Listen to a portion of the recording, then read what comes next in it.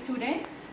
As you know, we are doing our chapter number 8, that is journal, which means a day in which we record our day-to-day transactions. So today we will do our next more sum, and there are certain transactions. Please listen it carefully. But before starting the transactions, today I will discuss with you 3 topics. First is interest on capital. Interest on capital और एक होता है बेटा हमारा interest on drawings, ठीक है, और एक होता है हमारा इंटरेस्ट ऑन लोन. ध्यान से याद रखना, interest on capital, interest on drawings, interest on loan. Interest on loan, आपने कोई बैंक से कर्जा लिया, उसके ऊपर इंटरेस्ट लगा. It is a fixed expense of firm. ये पे करना ही करना है फर्म. तो इसकी एंट्री होती है, अगर पे कर दिया है, interest on loan account debit to cash account. अगर थ्रू चेक पे किया है टू बैंक अकाउंट. अगर अभी पे करना है तो to outstanding interest on loan account. Clear? अब टॉपिक आ गए इंटरेस्ट ऑन कैपिटल और इंटरेस्ट ऑन ड्राइंग्स. ठीक है, कैपिटल, जब पार्टनर्स की बेटा जो कैपिटल होती है उसके ऊपर इंटरेस्ट लगता है तो फर्म पार्टनर्स को ये इंटरेस्ट पे करती है. मतलब it is the expense of firm. ये फर्म का क्या है? एक्सपेंस है. जब पार्टनर्स पर्सनल यूज के लिए कुछ अमाउंट विड्रॉ कर लेते हैं तो उसको हम क्या बोलते हैं? ड्रॉइंग्स. तो इसके ऊपर पार्टनर्स जो है वो फर्म को इंटरेस्ट पे करते हैं और ये फर्म की क्या बन जाती है? इनकम. बेटा हमने फर्म के पॉइंट ऑफ व्यू से चलना है, ठीक है. ये फर्म का एक्सपेंस है, ये फर्म की क्या है? इनकम है. पार्टनर हो या कोई भी पर्सन हो, ठीक है, अगर आपकी कैपिटल पे कोई इंटरेस्ट पे करता है तो वो खर्चा है आपके बिजनेस का. ड्रॉइंग्स पे अगर आप इंटरेस्ट पे करते हो तो वो आपकी बिजनेस की क्या है? इनकम है. ये बिजनेस का एक्सपेंस है और ये बिजनेस की क्या है? Income. As you know, expense हमेशा क्या होते हैं? डेबिट, और इनकम हमेशा क्या होती है? क्रेडिट. ये खर्चा किसके ऊपर लगता है? कैपिटल के ऊपर, और ये ड्रॉइंग्स के ऊपर. ठीक है, तो हमारी एंट्री क्या बनेगी? इंटरेस्ट ऑन कैपिटल एक्सपेंस है और ये डेबिट हो जाएगा. Interest on capital account debit. ये किसके ऊपर लगता है? To capital account. Interest on capital account debit to capital account. Clear? Next है इंटरेस्ट ऑन ड्रॉइंग्स. ये क्या है? बिजनेस की इनकम, और इनकम क्या होती है? क्रेडिट. ये किसके ऊपर लगती है? ड्रॉइंग्स के ऊपर. तो ऊपर क्या आ जाएगा? Drawings account debit to interest on drawings account. Clear है बेटा? इंटरेस्ट ऑन कैपिटल डेबिट होता है और इंटरेस्ट ऑन ड्रॉइंग क्रेडिट होते हैं. ठीक है, और drawings and capital one and the same thing. It is clear? Next मैं आपको एक करवाती हूँ compound entry. Write down, that is the compound entry. Please write down. when two or more entries are of same nature, when two or more entries are of same nature, then we converted the two or more entries into one entry, which becomes the compound entry. For example, beta same nature.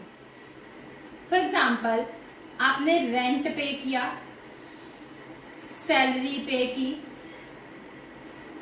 Interest पे किया. अब इन तीनों की nature same है क्योंकि तीनों आपने पे किए हैं. एक 100 है, एक 200 है और एक 300. तीनों आप पे करें. अब आप तीनों की 3 एंट्री करने की बजाय तीनों की 3 एंट्री क्या आएगी? रेंट पेड क्या आएगा? Rent to cash. Salary paid क्या होगा? Salary to cash. Interest paid क्या होगा? Interest to cash.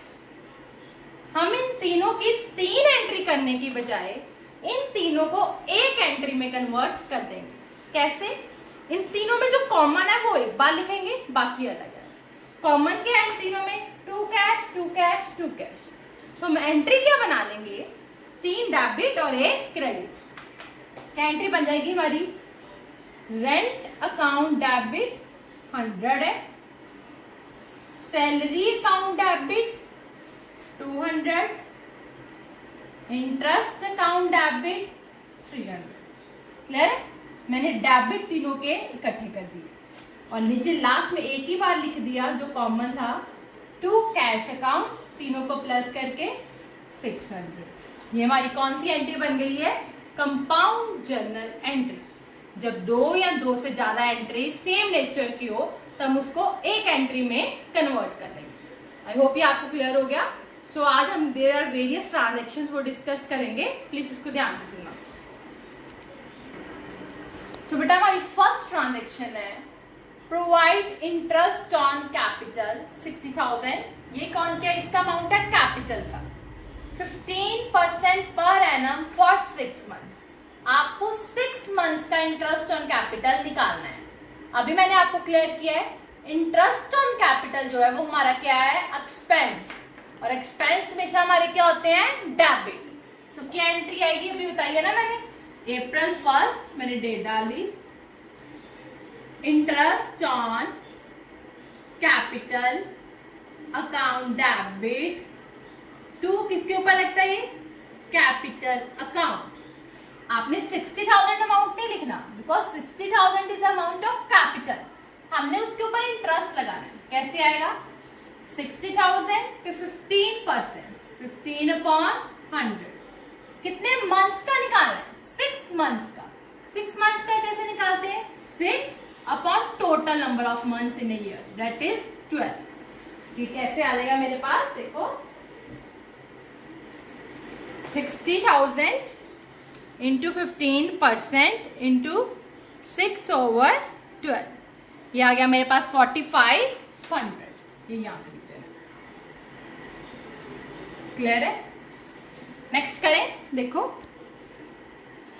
Charge interest on drawing, same बात वही है, बट इंटरेस्ट ऑन कैपिटल हमारा एक्सपेंस है और इंटरेस्ट ऑन ड्राइंग्स हमारी क्या है? इनकम है। तो ये क्या आएगी? क्रेडिट। ये किसके ऊपर लगेगा? इंटरेस्ट ऑन ड्राइंग्स, ड्राइंग्स के ऊपर। तो एंट्री आएगी ड्राइंग्स का, हम बेटा कैपिटल भी लिख सकते हैं। एंट्री आएगी drawings account debit to interest on drawings account. ठीक है? कितना अमाउंट आएगा? कितना है? 10,000। ड्राइंग्स नहीं लिखना आपने, उसका इंटरेस्ट निकालना है। 18% कितने मंथ्स का है? 6 मंथ्स का। 10,000 पे 18%, 6/12 कितना आ गया? 900। क्लियर हो गया? नेक्स्ट क्या है? Provide interest on loan from Ram 1 lakh 18% पर annum for 3 months. Provide interest on loan. Provide means आपने interest on loan from Ram. आपने राम से क्या किया है? आपने राम को इंटरेस्ट ऑन लोन पे करना है। प्रोवाइड मीन्स अभी पे करना है, अभी पे किया नहीं है। अगर तो लिखा होता पेड, फिर तो आ जाना interest on loan to cash, जैसे मैंने आपको बताया। अब है प्रोवाइड, अभी पे करना है। लोन फ्रॉम राम से लोन लिया था, उसको अभी पैसे, उसको अभी इंटरेस्ट देना है। एक देखो ध्यान से, 2 बातें होती हैं। एक होता है लोन फ्रॉम राम, मतलब मैंने राम से लोन लिया। अगर मैं राम से लोन लूंगी तो इसको इंटरेस्ट क्या करूंगी? पे करूंगी। तो ये मेरा एक्सपेंस हो। क्लियर? एक होता है लोन टू राम, मैंने राम को लोन दिया है तो राम मुझे इंटरेस्ट पे करेगा। अगर मैं किसी को लोन देती हूँ, ब्याज पे देती हूँ पैसे, तो वो मुझे इंटरेस्ट पे करता है, तो फिर वो इंटरेस्ट मैं क्या करूंगी, रिसीव, वो मेरी क्या हो गई, इनकम। ये बात याद रखना, अगर आप किसी से लोन लेते हो तो आप इंटरेस्ट पे करते हो, अगर आप किसी को लोन देते हो तो आप इंटरेस्ट रिसीव करते हो। क्लियर? देखो अब क्या है, आपने राम से लोन लिया और कितने का लिया, 1 लाख का, तो आपको उसको इंटरेस्ट क्या करना है, पे करना है, तो ये आपका एक्सपेंस है। तो पहले तो ये लाइन लिख लो, interest on loan account debit, ये एक्सपेंस है। क्लियर है? अगर तो पे कर दिया होता तो टू कैश आ जाना था, अब अभी पे करना है तो क्या लिखोगे, टू आउटस्टैंडिंग, लायबिलिटी बन गई ना, कल बताया था मैंने, to outstanding interest on loan account, कितना आ जाएगा, 1 लाख पे 18% 3 मंथ्स का, 1 लाख पे 18% 3 मंथ्स का, ये आ गया 4500।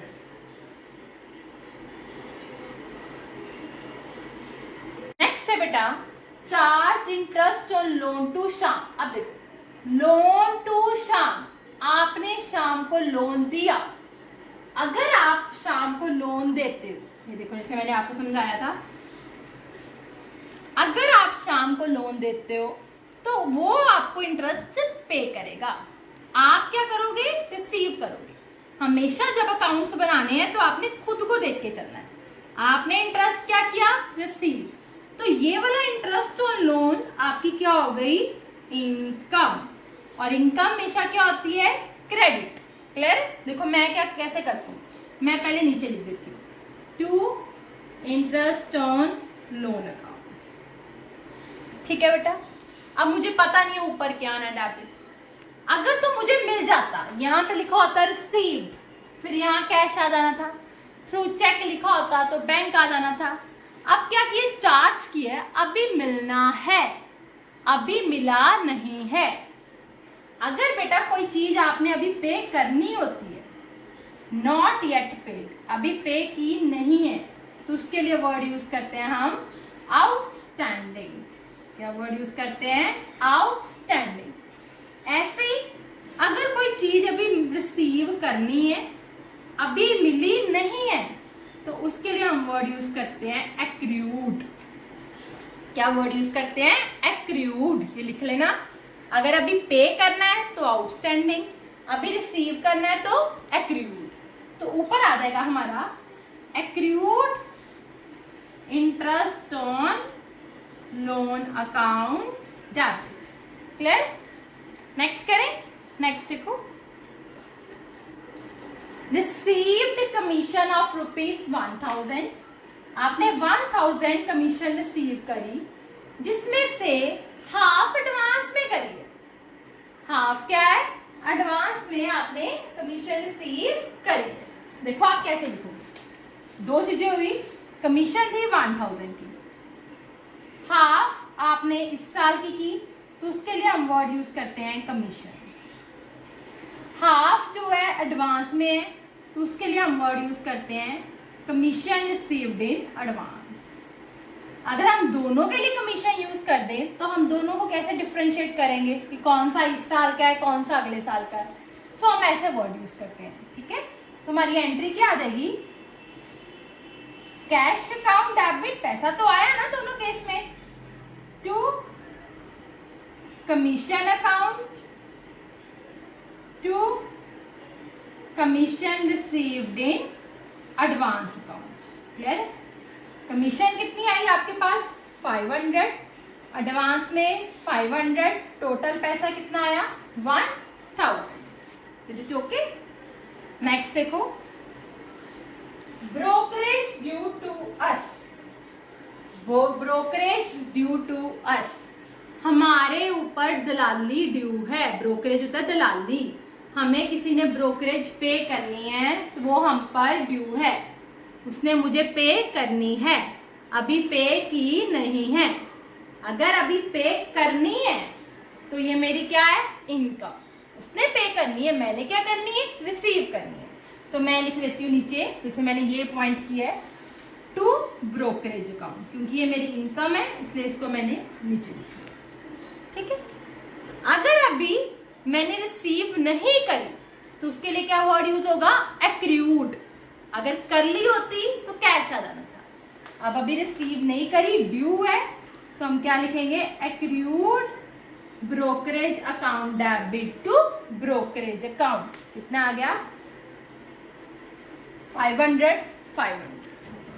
Next entry is the compound entry जो मैंने आपको अभी कराई। When 2 or more entries are of same nature, अब तीनों एंट्री सेम नेचर की हैं, salary paid, rent paid, interest paid, तो मैंने 3 एंट्री को एक एंट्री में कन्वर्ट कर दिया।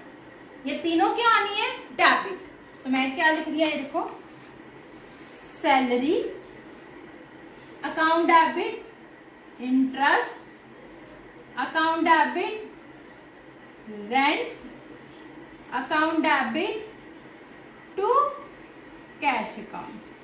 कितनी आ गई सैलरी, 500, 200, 100, ये आ गया 800। क्लियर है। लास्ट एंट्री ये भी ऐसे ही है, देखो ध्यान से,